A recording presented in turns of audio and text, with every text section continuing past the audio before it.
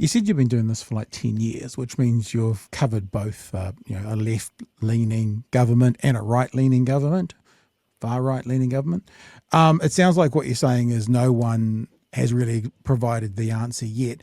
Do you notice a difference working and trying to work under a system controlled by the Luxon versus trying to work under a system controlled by the Jacinda? Like, is there a tangible difference, or is it all much of a muchness and there's still these kids needing help and it doesn't really matter who's in charge? Yeah.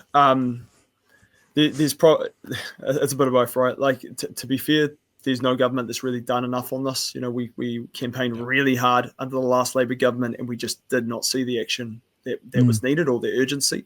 And we had the same situation, very similar situations, where young people were going into work and income, being denied support, and being turfed out onto the street. Now that happens to a much larger group of people, but it was happening to young people under the Labour government. There was a lot of work done to try to get some change and shift under the last government, specifically with the Greens, and Marama Davidson. We have to acknowledge her. She really fought for our young people and pushed really hard to see some sort of change.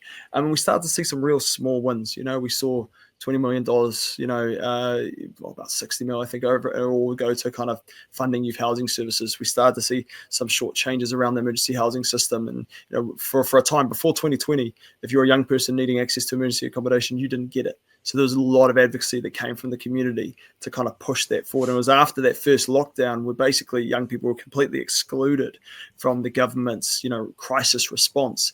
And we had kids sleeping in graveyards and in cars and in the bush. And they all came out after that first 2020 lockdown. But we pushed really hard to see some shift and change after that. So there started to be some small steps forward. Under this government, I would say almost all the kind of key gains that we had feel like they've been torn apart. And we've seen some real significant decisions that have escalated the crisis. So I remember having an interview very early on around some of the changes we were seeing and being asked, was this going to make things worse? And my thoughts were, how could it be worse than it is right now? Because it was bad, and I don't want to sugarcoat that. But it has gotten worse, right? And some of those like policy changes we can point to, and you probably talked about some of them or aware of them. The emergency accommodation change was huge, right? So previously, we were able to get young people to emergency accommodation fairly swiftly, pretty quickly. We still had this issue with working income, where it doesn't understand our young people and they get discriminated against fairly regularly. But we had escalation points within working income. We could escalate that and we'd get them into support.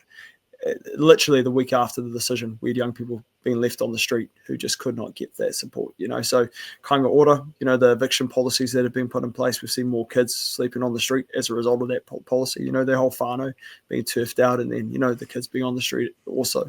The welfare system has become a lot more toxic and a lot more dangerous. Really hard for young people specifically. When they're getting sanctioned, it becomes a real barrier to them being able to get shelter, and often getting those sanctions off without an advocate or support is really, really hard for them. And then just in general, look, there's a lot of funding that's just been pulled out of the community, and that means there's less capacity to actually respond to our kids and support them. Yeah. It sounds like what you're saying is something we've heard from many people working sort of with vulnerable groups, is that no government's really solved it, but this government is rocket fuel. That's what we've heard time and time and time again.